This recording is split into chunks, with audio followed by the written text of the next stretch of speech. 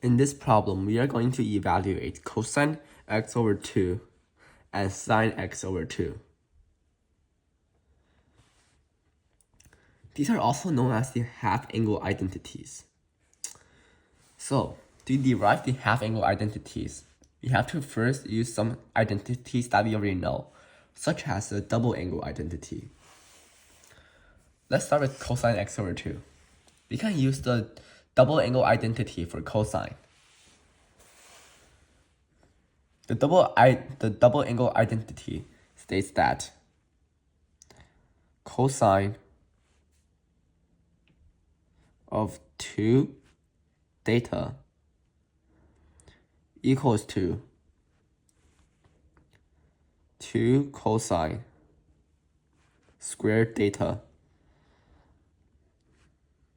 minus 1, which equals to 1 minus 2 sine squared theta.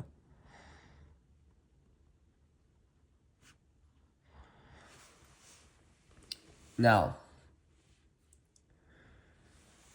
in this case, we can let theta equal to x over 2 because 2 theta will then equal to x, which is much easier to deal with than x over 2.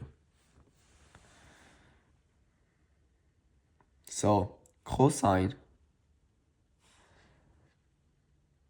of x would then equal to 2 cosine squared x over 2 minus 1. Then, just solve for x over 2.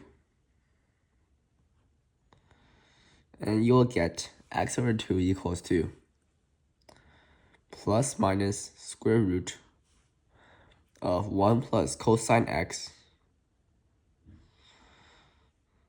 over 2. Notice that plus minus in this case does not mean that cosine of x over 2 has two values. It means that we will take either a positive or a negative square root, depending on what quadrant x over 2 is in. For example, if x over 2 was in the second quadrant, then it will be negative. But if it was in the first quadrant, it will be positive. Now, for sine of x over 2, we can use a similar method.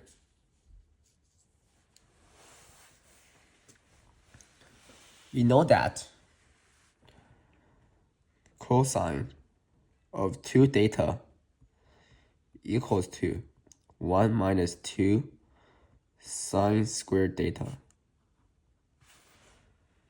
And once again, we can let theta equal to x over 2. So cosine of x would then equal to 1 minus 2 sine squared x over 2. Just isolate the variable and then solve for x over 2. So, the sine of x over 2 would then equal to plus minus square root of 1 minus cosine of x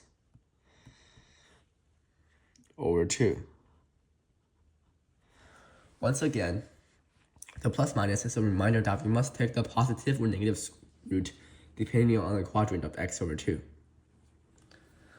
And that is how to evaluate cosine x over 2 and sine x over 2.